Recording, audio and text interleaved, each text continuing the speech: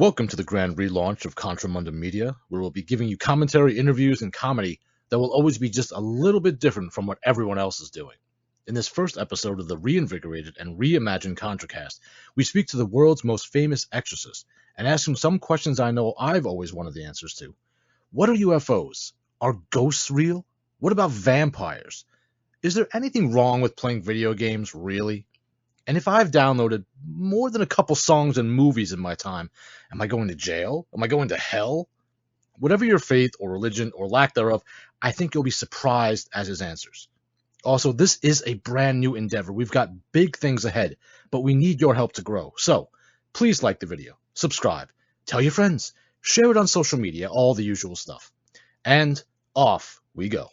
Welcome to the show. I'm your host, Christopher Lawrence. With me today, my guest co-host, Douglas Ernst, creator of the comic Soulfinder, and we're both exceptionally excited and blessed to have Father Chad Ripperger on the show with us today.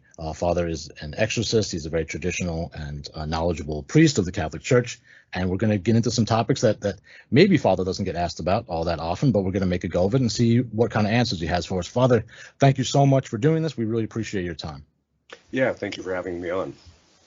So to start off, Father, we have a mutual friend in Boss Rutan, and when I spoke to Boss about you being willing to do this interview, he said, "Don't be afraid to ask Father to dumb it down." So I'm going to invoke that privilege for the entirety of our talk, and I'm gonna start with something that I think a lot of people, Catholic or not, may be interested in, and Douglas and I have listened to countless hours of your talk. Douglas is reading through your new book right now, and I've heard you on several occasions mention ghosts.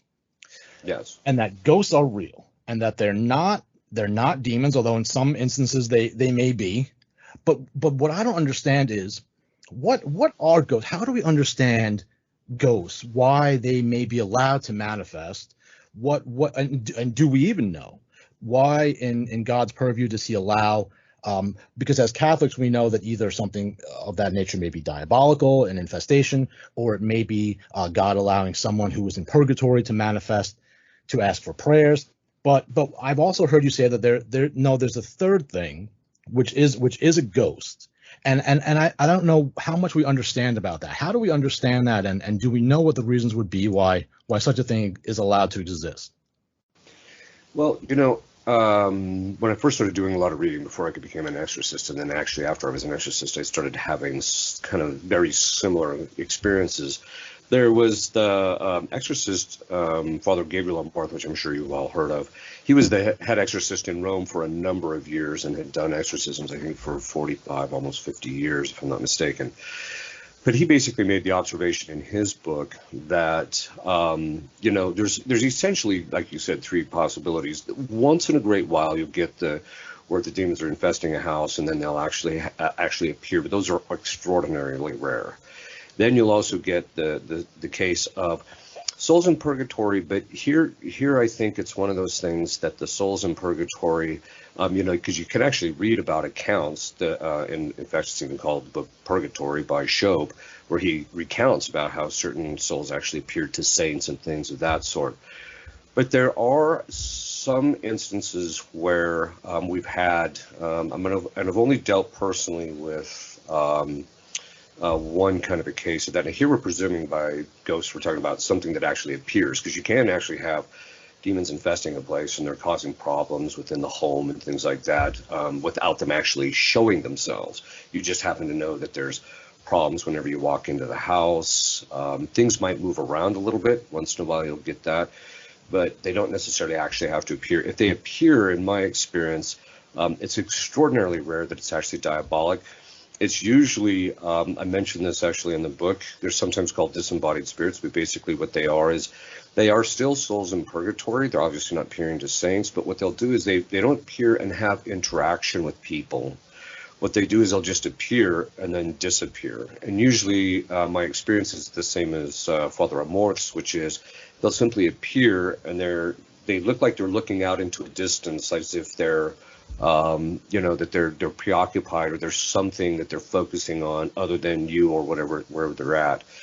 In our experience, usually when they appear in a particular location, it's because either the sin for which they are that they have to spend time in purgatory for is either connected to the location in which they appear, or that's where they actually died. And so those are usually the two more common things. So, and when they just appear and disappear, we find if we just, as Catholics, we believe that the Church actually has the power to grant to the prayers of the, so if we offer up certain prayers, the Church then adds to it what we call a plenary indulgence. So you can ask, which is basically the removal of all the requirements of all the time that they have to spend in purgatory. And so a lot of times what we'll do is we'll just go into the house, say Mass there in the house, offer up a plenary indulgence, and then the apparition stops, so the person stops appearing. Oh, okay, I see. Very interesting, because it wasn't clear to me why. Maybe perhaps if they weren't in purgatory, God would allow them to appear, but that all makes perfect sense. Well, then I need to kind of make a lateral move into something else that kind of ties to the same kind of genre, and that's vampires. Now, I have not heard you speak about vampires. This is just something that I'm bringing up kind of out of nowhere. But I have seen these books that supposedly purported to have been written by Catholic priests way back in, I don't remember the dates, maybe 1400s, 1300s, something like that, about the existence and battles with vampires. Are vampires, in the purview of the Church and your experience and understanding, are these something that is or has been real, existed in the real world? And if so, what do we understand them to be? Are they simply another form of a possessed person? Yeah, okay, so there's two different things I think that when people hear the word vampire a distinction that we can make. If you're talking about the movies where the guy all of a sudden changes and all of a sudden he grows fangs and he's running around and he's trying to drink everybody's blood, that type of thing, that doesn't actually exist in the sense that that there is some type of genre of being, of human beings are like half human and half something else that morph into these various things. Now, that doesn't mean that somebody who's possessed can't, once they're possessed, actually have a desire to do those particular things. But what we're finding is usually most people, so there's that. There's also another kind of vampirism, which is what we refer to it as. And that's basically people who are involved in the occult, who are drinking other people's blood in order to empower themselves in some fashion. And so that is real. It's not very common. It's pretty rare, in fact. And so you come across those from time to time. But as far as the other, the stuff that you read sometimes from some of the more like the fiction literature and stuff like that, it's not quite like that. It's usually just people who are involved in the occult drinking blood in order to empower themselves in some fashion. It's interesting because obviously the novel Dracula, which I believe was written by some form of Protestant, but there's a lot of misunderstood and misapplied Catholicism in there. So I wonder if Stoker ran across any actual instances of that, or was related to him by any priest. But it's funny that you mentioned this blood drinking thing, Father, because and I don't expect you to know who these people are, and you there's no reason why you should. But in the news recently, the actress Megan Fox and her boyfriend Machine Gun Kelly, yes, that's someone's name, have admitted to doing this. I mean, that they drink each other's blood to gain power, and they do it in a ritualistic manner. So it's interesting that all this stuff is coming out more in the open. A lot of these things that people maybe would have denied existed, and obviously in the post-Trump election, we saw a lot of witches come out and claim to be casting spells on Trump. So in one way, this is all good, because people that don't believe can no longer honestly deny the existence of people practicing such things. And I think it's better for them to be in the open. So I have one more kind of sensationalistic topic to ask you about before I'm going to kick it over to my co-host. And that's UFOs. Now, I've heard several different theories about UFOs. I've heard flat out denial from people that they exist. I was of that mindset for a very long time. I've heard the other side of it being that they do exist and they are demons. And I think there's evidence for that in a lot of the accounts that we get about people who've interacted with UFOs. Normally not a pleasant experience. When they've been abducted, they've had all kinds of things happen to them. So I could believe they're being diabolical.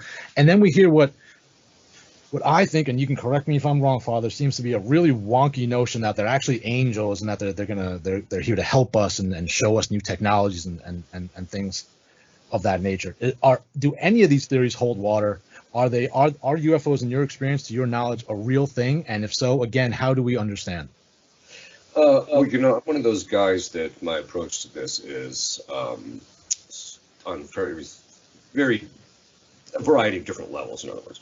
So, I've actually done a lot of reading of actual real scientists who have crunched the numbers and talked about the necessity to do interplanetary travel and things like that, and what would be the actual requirements on an energy level, and they're just like, it's prohibited, it's just not possible to do it in the manner in which they claim that people are actually doing. I think that some of the sightings, my own opinion, again, this is purely my own opinion, the sightings that we actually see are, like, for example, the USOs footage that just came out recently that Congress released, and I think it was maybe the Air Force released. I think those are largely governmental experiments from different governments. That's just my own opinion.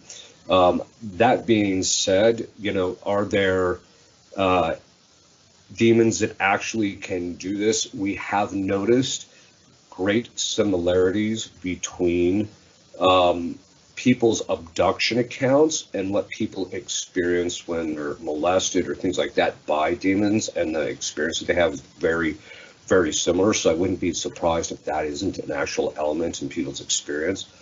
So it could actually be possible that it's actually diabolic. I don't think that would be that common. One thing that we do see once in a while, I should say, usually it's inexperienced exorcists will come across this, and that is what they call grays.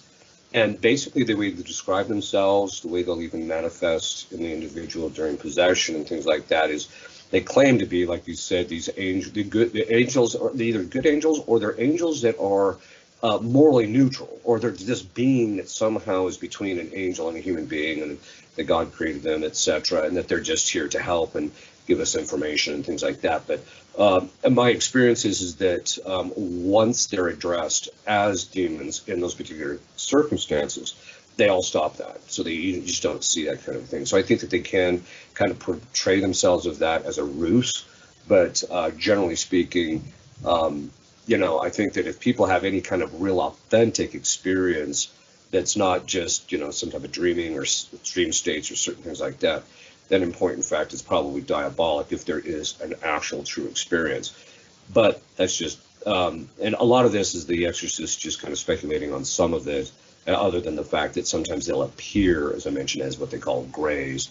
And those we know to be are not true beings independently of man and angels, that they're actually just fallen angels, they're demons.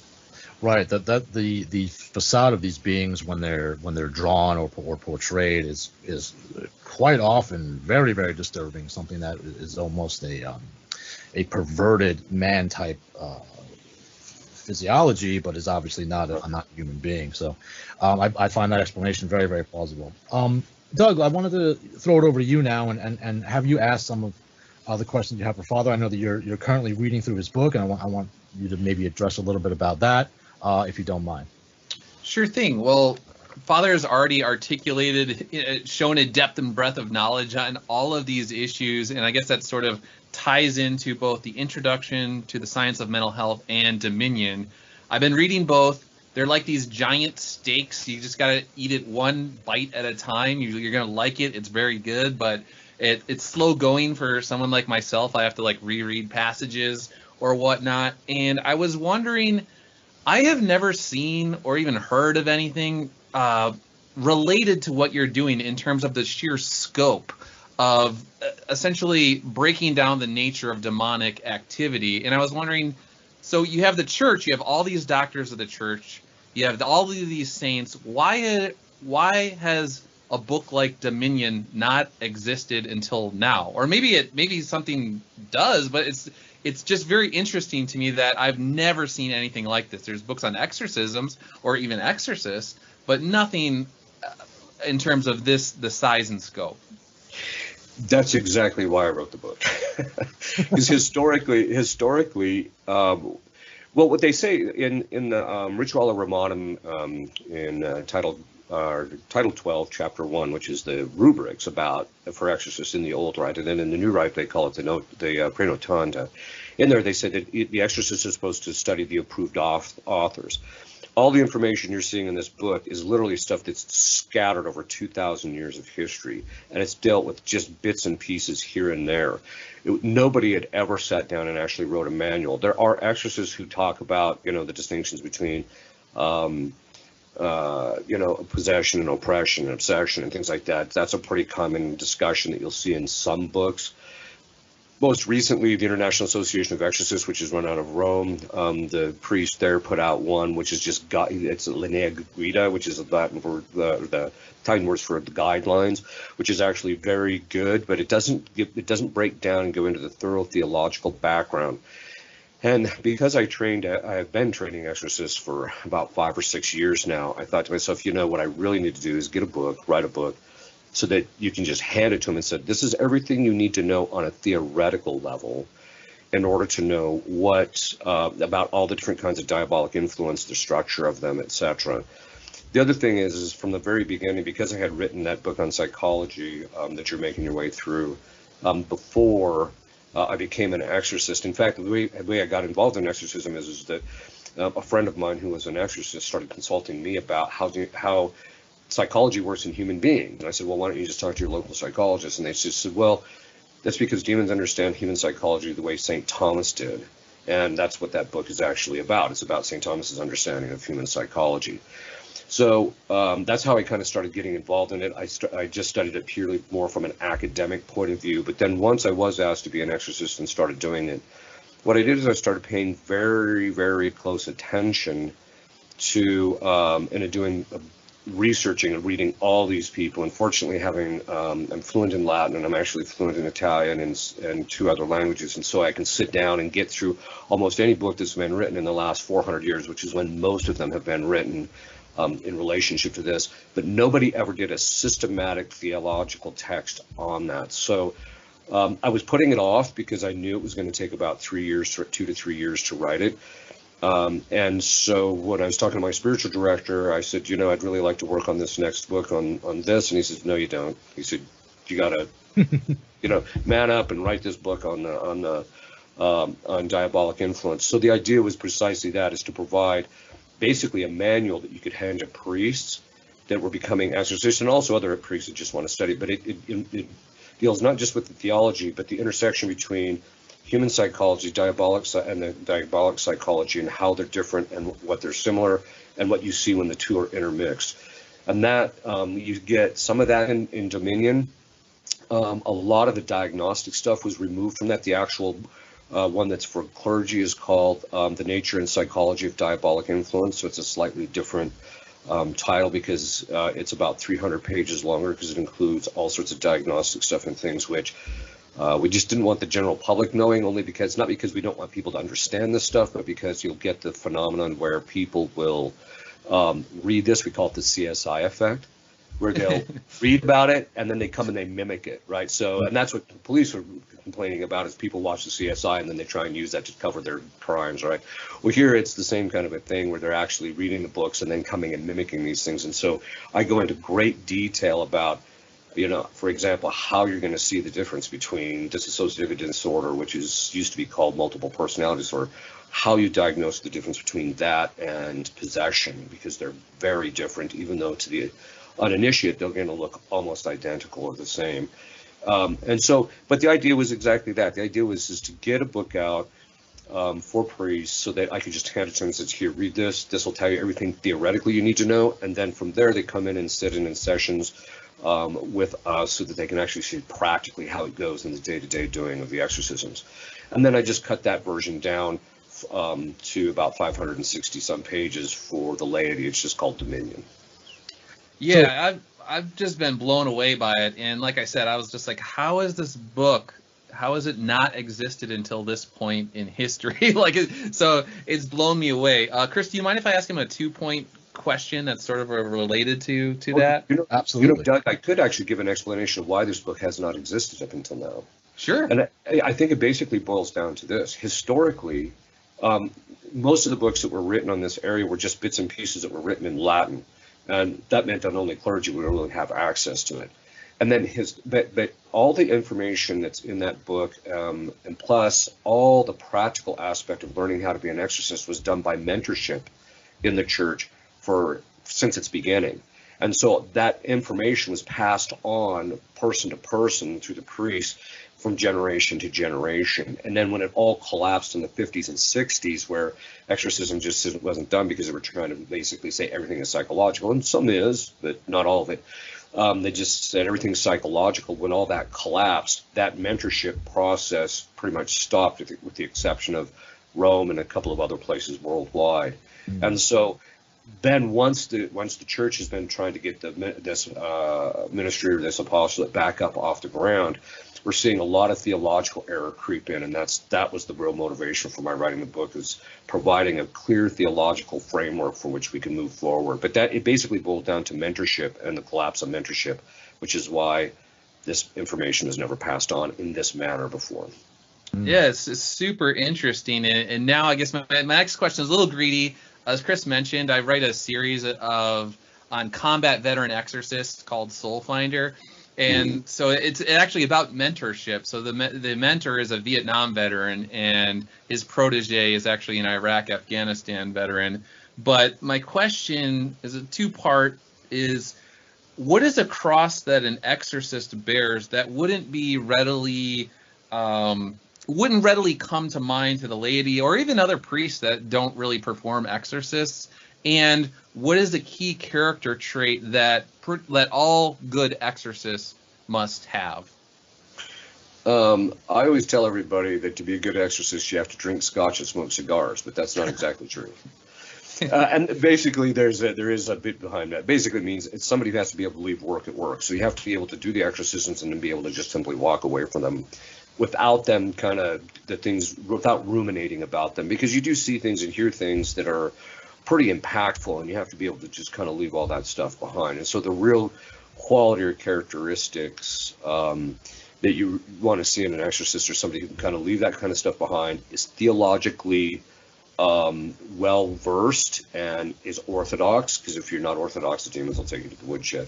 And you want to make sure that also his level of spiritual life has to be to a certain level.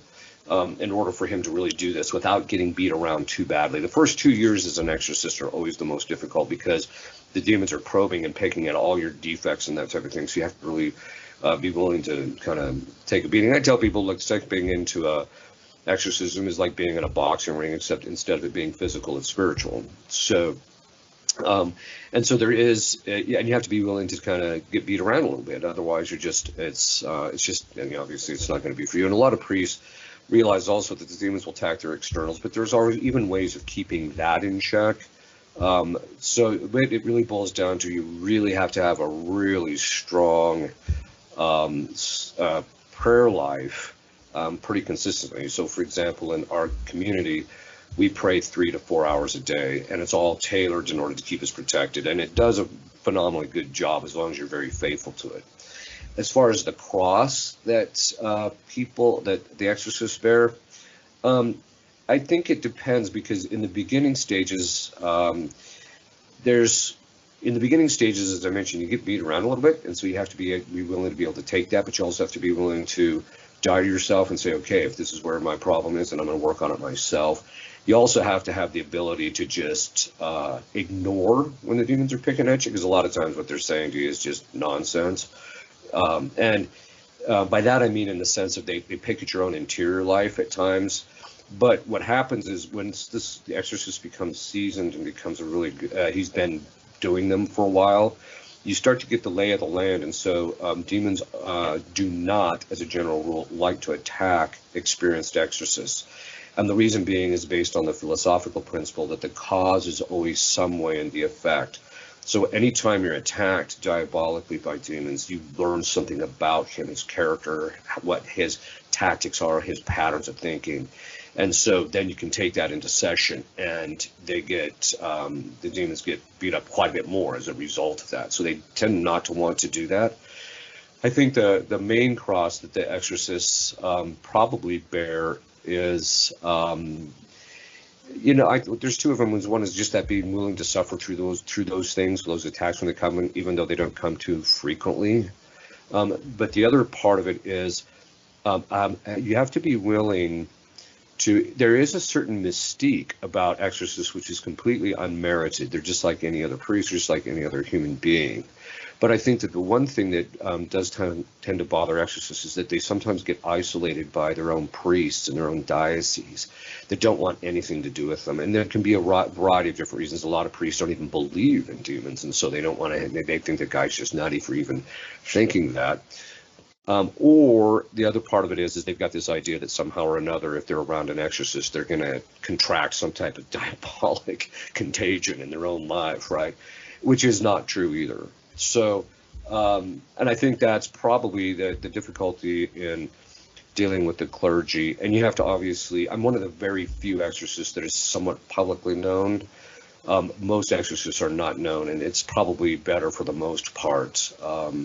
I kind of got sucked into the public aspect of it, not willingly, but now there it is. And so I figure the church does need a good spokesman, not necessarily that I'm the one for that, but the church does need spokesmen who can kind of dispel a lot of the nonsense that you hear about this and give people clarity, and also kind of remove the fear factor. You know, demons aren't to be feared. They're just, they're a nuisance, but you have to deal with them, but they shouldn't be feared.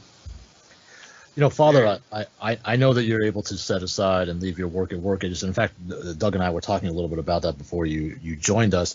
And I think one of the real instances that hammered that home for me was I noticed your sense of humor, which is another one of the reasons I really wanted to talk to you as opposed to maybe somebody else who was an exorcist in the church. And one of my favorite things that you've related is when you use the example of going up on the roof and pitching midgets off to teach them how to fly. And because you think, oh, look at what fun they're having, and they're flying, and obviously they're falling to their death. And I said that cements to me that Father has that ability to set these things aside that I know that I would not have if I was going into this kind of combat that you're engaging in.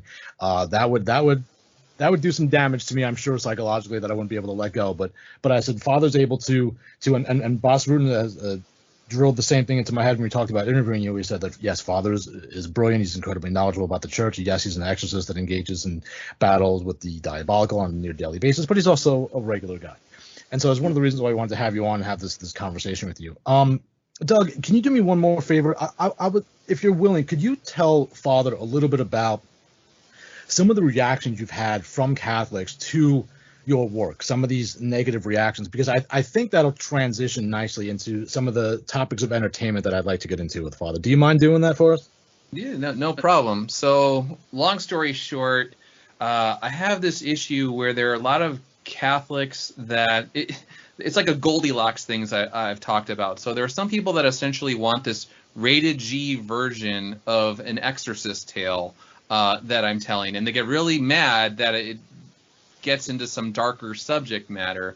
But then I also have other people that essentially the book is not Catholic enough for them because I'm not finding some way to shoehorn every single saint or every single doctor of the church or all sorts of random esoteric things into it that only like the traditional Catholics would understand. And so I've found myself in this weird area where a lot of times I will go to Catholics with the book, and some of them will like it, but others slam the door shut in my face, and they want nothing to do with it. And I'm just like, okay, well, is there some bizarre hidden sin or something with Christians that only, or Catholics that only want to engage with material books or movies that are either rated G or almost deny the darker side of reality? I'm just not getting it. And I feel like you were saying, like, isolated from people that I thought would agree with me. And I'm like, I'm trying to affect the culture in a positive way, but you keep slamming the door in my face. And it's just a very bizarre circumstance.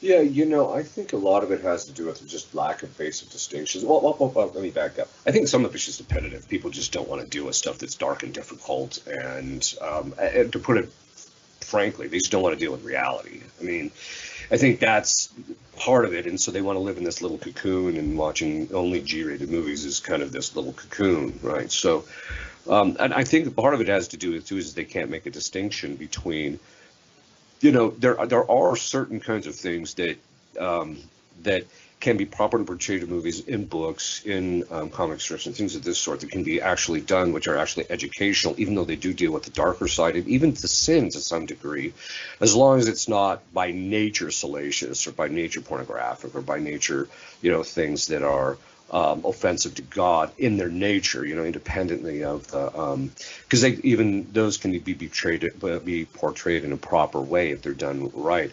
But I think it ultimately just boils down to people. I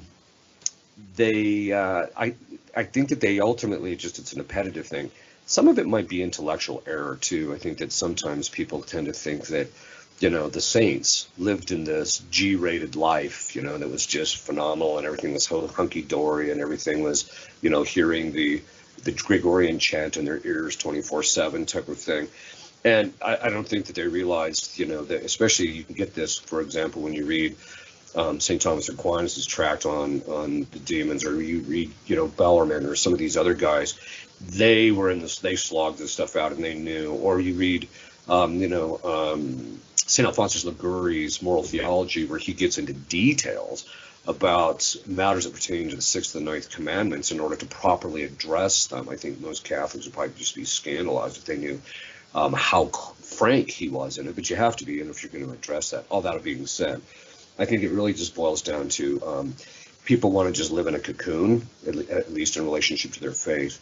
By and large, I should say that's on the side of the people who want to lead the G-rated stuff.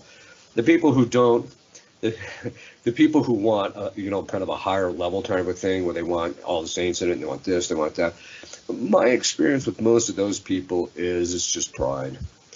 It really boils down to there's something about, especially traditional Catholics, but there's something about that kind of looking down on other people, feeling yourself superior to them because somehow or another you know more than they do, or you're more Catholic than them, or what have you, rather than just basic humility. And so when they approach things that might have this very specific audience, like your comic or what have you, that might have a very specific audience, they may not be the target audience, and so that doesn't mean it's bad. It doesn't mean that it's not even something to actually take a look at, but they just, because it's beneath them in a certain sense, I think, in their mind. When in point in fact, a lot of times these are the people that I deal with from time to time. A lot of times they have just basic theological errors, ironically, and philosophical ones. So, Father, this kind of butts up against the crux of the problem that I see in our society, and especially in the traditional Catholic Church, and it's also the impetus for what I'm trying to do with this show and my other shows that I do. And so, just for a brief bit of background, I would consider myself a traditional Catholic, and God willing, I'm going to continue to move in that direction, learning more every day as the depths of the faith are limitless.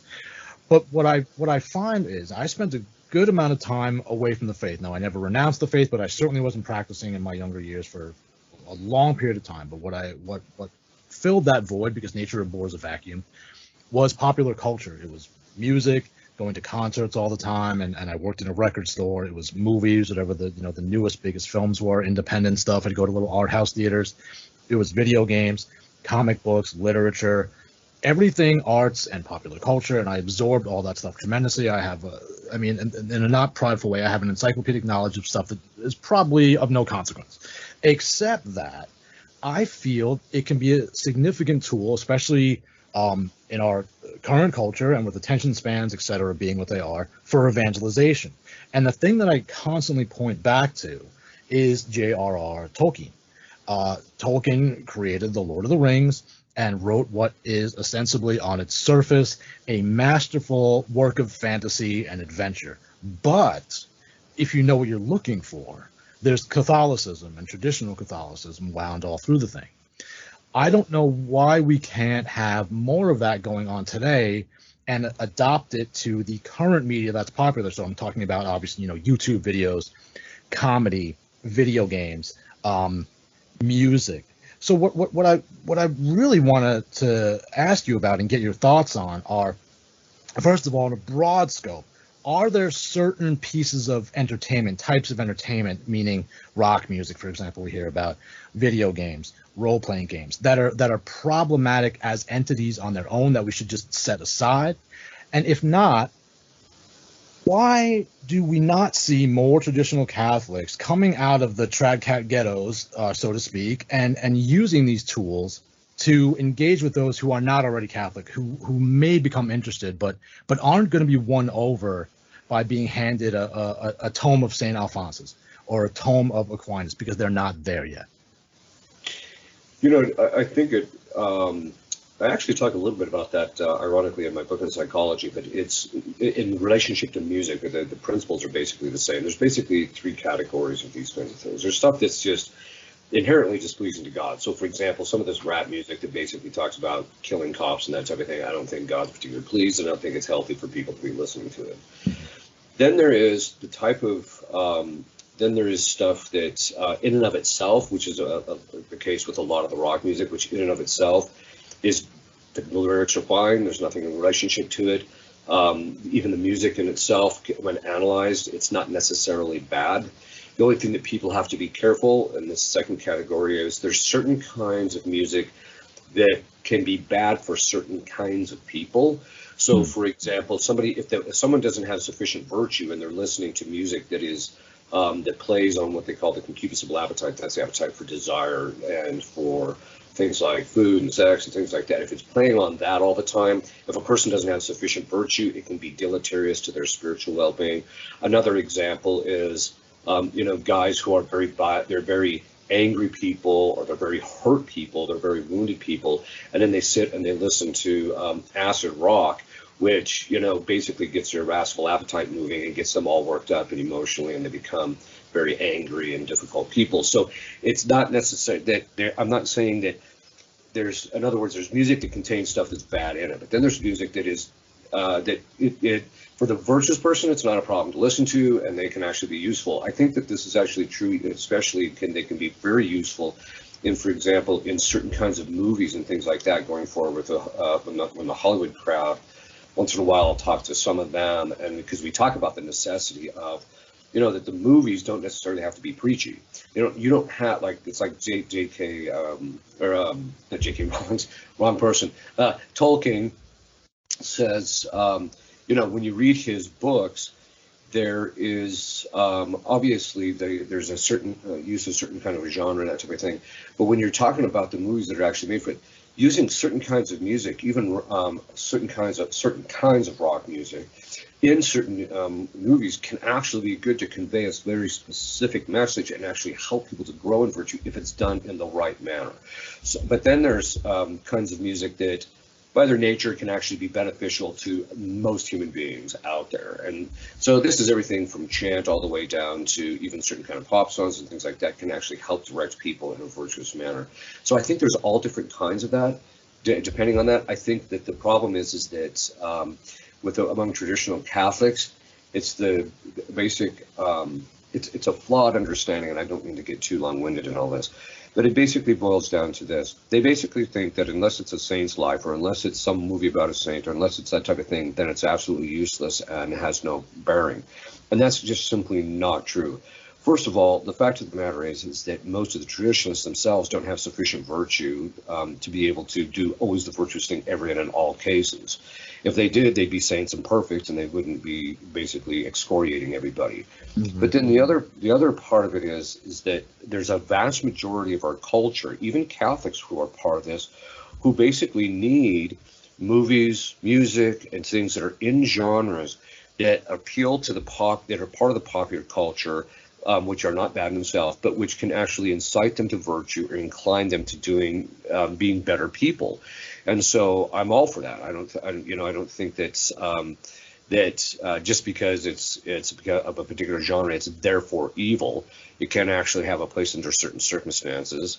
But the point being is that I think the real issue is not just, does the man of average virtue, that was always the hallmark of the moral virtues, does this particular genre, does this particular thing that's being put out, does the man of average virtue, is it good to him, or does it help him? Does it help him become more virtuous, or is it bad for him? And so or can he not sustain it? And so that kind of becomes the general standard. It's not the average man, it's that man of average virtue is the distinction there. And if it helps him, or if he doesn't see a problem with it, then there's no reason for it. It can actually be a good thing. Okay, very good. Well, I'd like to ask you a more specific question about some of these forms of entertainment. And I want to talk a little bit about video games, because video games being relatively very new technology, obviously the church does not have teachings on them per se. Now we can apply principles, and maybe you could help us do that. So one of the questions that I have about video games is, oftentimes in video games, you are participating in immoral activities, things that you would certainly know are a sin if you engage them in real life. So there's some of these games where you're playing a character and the character will steal things, or you're killing people, obviously, and they're not always justified in the killings, things of that nature. Are these things then in any way actual sins, or do they just perhaps incline people to be more open to immoral behavior, or is the whole thing completely innocuous, as some people say, and it's just a game, and obviously there's a chasm there between reality and pixel art that you're operating with? Actually, that's a really good question. First, let me just make a general statement, then we can start applying it a little bit more in the concrete. A general statement is there's nothing intrinsically wrong with a video game per se. Here we're not talking about specific ones, but just in general. And they can actually be a legitimate form of recreation. It's part of they can actually be legitimately part of the virtue called eutrapelia, which is the virtue of right recreation.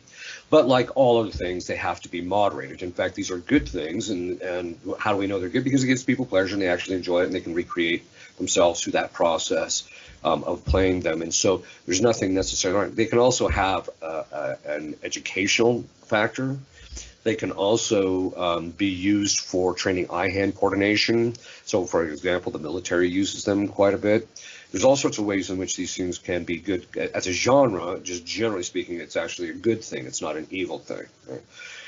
But then you have to get into the specific things. So if it's the type of sin that can be, we make this distinction in moral theology. There's two kinds of sins. There's sins that can be mimicked and sins that cannot be mimicked.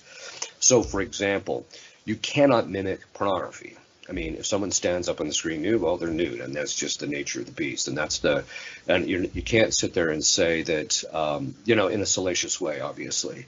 So this is the point being is that or if there's with other ones, for example, I think that it's problematic to have video games where they're casting spells that are real spells. It's another thing if it's just kind of a mechanism you use to get to the next level or what have you. That's another matter.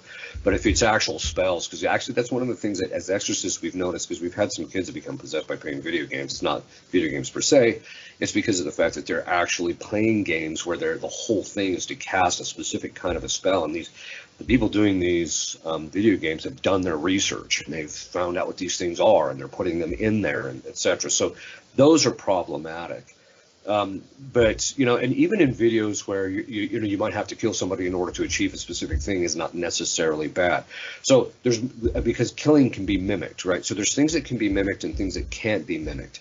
And those things that can't be mimicked, if they're sinful by their nature, then those become a problem in the video games. But if you're talking about things that can be mimicked, then the principles shift to something entirely different. And that basically is how the person themselves relate to it. So, for example, a man of average virtue, the man who's capable of keeping his emotions in check for the most part, if he plays a video game where he has to shoot a bunch of guys in order to get through to escape, like I'm just thinking of the video game Doom or some of these other ones that are very similar. You have to shoot your way out in order to get out. That's not necessarily going to be bad for him to play, but some angry teenager who loves the game because he's just mowing everybody down, I think that's a problem. So it depends on how it relates to the individual. So there can be stuff that's in and of itself not necessarily bad, but how it relates to the individual can be bad.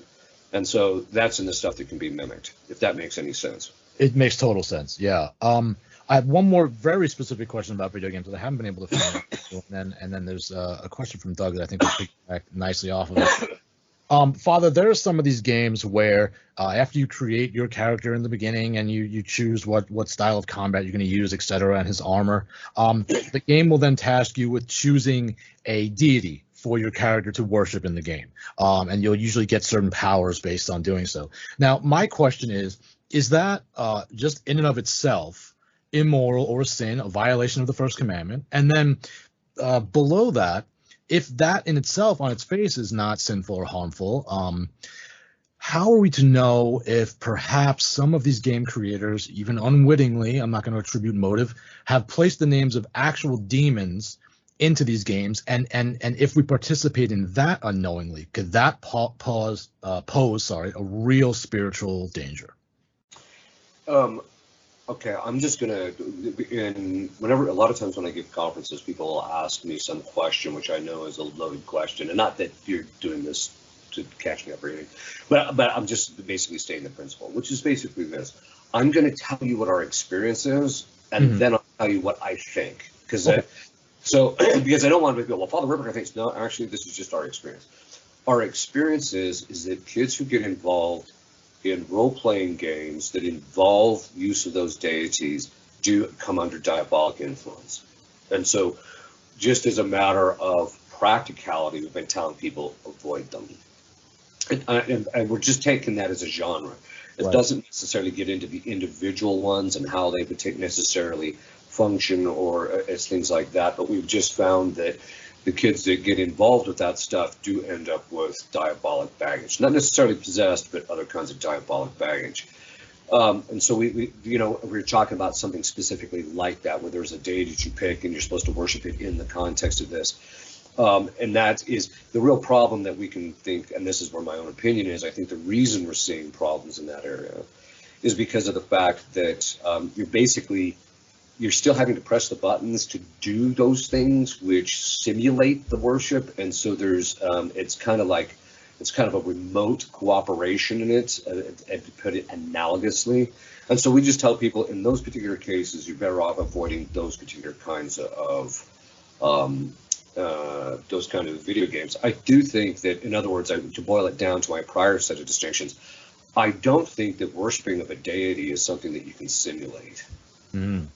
Okay. So that's my own opinion. I mean, I'm willing to discuss that further with people who might have another opinion, an informed opinion, but it just seems that's my own take on it. Well, Father, I certainly wasn't trying to catch you out. I'm in full agreement with you. In fact, in reference to the so-called satanic panic of the 80s having to do with Dungeons and Dragons, I believe that was completely real, and obviously it was satanic ritual use. I know people that have been involved with Dungeons and Dragons. I've seen it affect negative changes in them. So that's why I wanted to ask you if there was any distinction for any reason between something like Dungeons and Dragons and a video game. And I think what you say makes perfect sense. So Doug, kind of piggybacking off of that, I know you had a question about creators such as yourself delving into these more possibly spiritually dangerous realms. Could you ask Father about that? I think it follows nicely. So related to that, I've heard it said that C.S. Lewis, when he was writing the Screw Tape Letters, it was incredibly psychologically taxing on him. And so I was wondering, as a writer, is there a spiritual danger in trying to get into the minds of villainous characters, or trying to create evil situations for these characters, or something that as a creator I should avoid or be wary of? Because I do agree that it is definitely psychologically taxing, but I was wondering about the spiritual elements of creating these worlds where evil people exist. I think it depends on two things. Or there's two different ways of approach it, I should say. The first is, this is one of the reasons why at one point when I was in Hollywood, I was giving these guys a discussion about method acting and why it causes severe psychological problems as a very method of acting. And it's kind of somewhat the same thing here, so that if you, it's one thing if you're starting with a basic evil idea or principle and you're just unpacking the thing logically. So because even evil, once you accept a certain premise, which is disordered, then certain things actually flow from it, right? And so you can actually begin to see where it's going to lead and the extent to which, so if you're just unpacking it intellectually, then I think it's a lot less dangerous and you're less likely to suffer any kind of diabolic attacks or come under diabolic influence if you're doing that. I mean, I think a person should pray. I also think you have to kind of spend some time in front of our Lord praying and kind of clearing your mind too, to get that stuff kind of out of your head from time to time, if nothing else. But I think if you're just unpacking it on a logical level, it's not a problem. It's when people put themselves into the thing and emotionally live the thing. That's what method acting essentially does, and that's why it actually causes disassociation. It's a specific psychological problem that they're seeing. You see it consistently over and over and over among actors. They get really into method acting, and then the next thing you know, they're killing themselves or this, that, or the other thing. But it's but if you're really getting into the emotional and you're trying to live the thing psychologically to kind of sort through it, that's where the danger is, because that is not rightly ordered. And because it's not following right reason, it's actually entering into a disordered state in order to try and figure it out. And so that's where the danger would lie. But if you're just, taking something that's evil and trying to unpack it, there's actually no problem with that. At least I hope there's no problem, because you're reading a book that's 565 pages where I did that. Right. Right. Yeah, that's very true. Okay, Father. So maybe we'll make this the last topic. It may take a little time, or you may give me a 2-second answer, and then we'll have to move on to something else. But it's a hot button issue both among non-Catholics and Catholics. I've seen debate from all sides about this, and that's the idea of digital piracy. So obviously stealing, we know, is a sin. Stealing, for those who are not Catholic, is bad. Even if they don't consider sin or don't believe in sin, they know that it's immoral in some sense. I think where digital piracy, and I hear the argument, becomes a gray area for some people, is there's a few different aspects. So one, I'll hear the defense, and this will be from Catholics quite often, is that I'm not going to give money to these immoral companies like Disney and so forth. So therefore, I'm going to take these assets of theirs and not contribute to their encroachment on our society and their indoctrination attempts and all that stuff. The other thing that I hear is that, well, it's not really theft, because what I'm taking is non-physical and it's endlessly reproducible. So in other words, I'm not really depriving anyone of a good. Do any of these distinctions hold any water in mitigating the moral severity of engaging in such a thing? Is there a point where, or an instance where digital piracy is not immoral? I think of maybe an instance where something has gone out of print, but someone has put their personal copy online. Or is that also something that is we should not be engaging in? It's something that, again, it's such new technology that obviously the Catholic Church doesn't have specific answers for it, and where we need someone like a Father Ripperger to apply these principles. This is almost an entire interview on itself, but I'll try and be brief. Okay. Because I think it boils down to this. Historically, intellectual property was always considered the property, or considered the heritage of the whole of humanity. So once a guy, this is what I'm talking about in the medieval period. So once a guy discovered some methodology of some form of technology, the only way he could make money was by selling his own stuff, where he made it with that. But he couldn't patent it or copyright it or things like that. All he could do is produce his own stuff, and that's how he would actually make money. Some have argued, which I think is probably true, that that's actually true even according to the natural law, that ultimately intellectual property or things that are patentable, or even in digital rights, there is a certain sense in which the natural law says that this is the general patrimony of all human beings, right? Once you produce something that becomes of a certain level.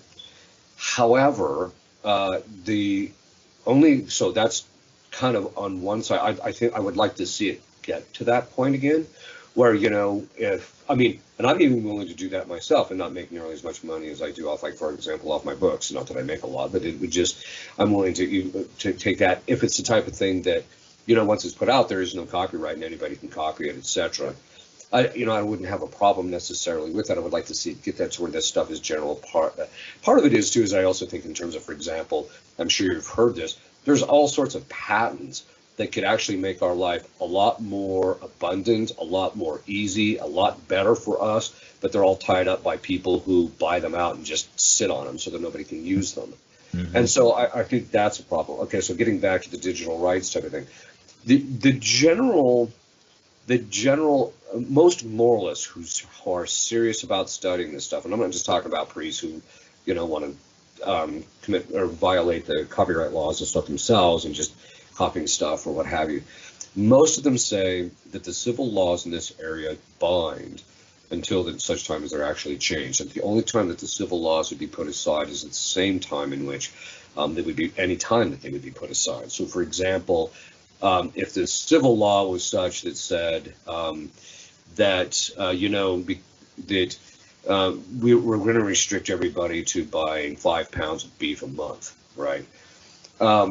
Most people, I mean, you might some people would argue you'd have to follow that unless you became starving and the only thing you have is beef. Well, then the law doesn't apply. Right? So if there's a civil law that basically goes contrary to something that's necessary, or for you or even for society to some degree, then it can't bind. So I would basically argue myself that at least initially that the digital rights laws, you should obey them if for no other reason than to obey legitimate civil authority. I mean, I don't want to open that can of worms about how much is illegitimate, right? But we should do that for our sake, for our own virtue's sake in relationship to these things. And then just basically observe those laws unless necessity dictates otherwise. And then in that particular case, then it says necessity has no law. So, but I think that's generally the general opinion that most moralists take in relationship to this. So if someone has engaged in digital download, not me, somebody else, of course, certainly not me. In the past, is this something that this person who is not me should take to the confessional, and how in that instance, if so? I think the best thing, my own personal opinion is yes, they should take it, but it's not usually grave matter, right? It's not like somehow or another you making a copy of a piece of software somewhere that somehow or another some guy loses his house and home, right? It's as a general. And we're talking about stuff that's even though they might charge a lot amount for it, there's not a significant impact in relationship to what the people have lost in relationship to it. So I think my own personal opinion is most of those things are just venial, generally speaking. So they can just take it to the confessional and they just say, I didn't follow the civil laws regarding copyrights or something like that, something as simple as that. It doesn't have to be that extensive in relationship to it. I should say this because some people would probably question, well, what happens if I made a bunch of software, copied a bunch of movies or this or the other thing? Do I have to make restitution? And the strict answer is that most moralists say, no, you don't. You just have to cease using the copy. If you're going to continue using it, then you should pay them. But otherwise, if it's something that's done in the past, no restitution is required. Okay, well, that will be a tremendous relief to the guy I know who is not me. So thank you for that, Father. Chris, I was going to say, do you mind if I end on a positive note with it? I think I have a question that Father could answer very quickly. Please, sure. If it's okay with Father, go ahead. Sure. So I wanted to know what has been one of the most unexpectedly rewarding aspects of your vocation. So what is something that if you took it about the priesthood that you took to your younger self and you told them about it and this rewarding experience about the priesthood that might essentially blow their mind or just leave them in awe?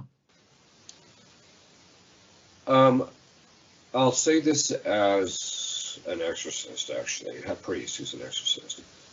I tell people being an exorcist is like being on the receiving end of a sewer pipe. Because it's basically you're just dealing with garbage all the time. But sometimes women lose their rings down the sink. And so every so often you'll get these little gems that float down amongst all the sewage that you're dealing with in relationship to demons. And basically what that means is this.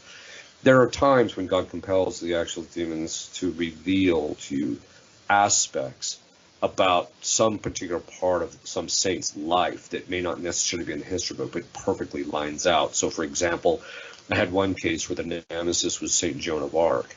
And in there, basically what I learned from this demon was that her suffering, a certain kind of level of suffering, and why treason was the thing that she feared the most, and the kind of suffering that she dealt with, like in trying to get the king to actually do something. It was the constantly dealing with the delays. So you learn a level of virtue that these people had behind the scenes that you never knew before.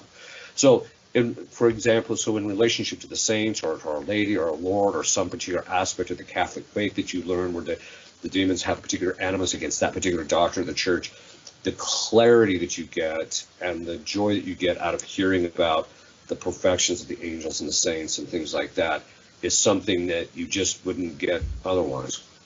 Very cool. Very cool. That's beautiful, Father.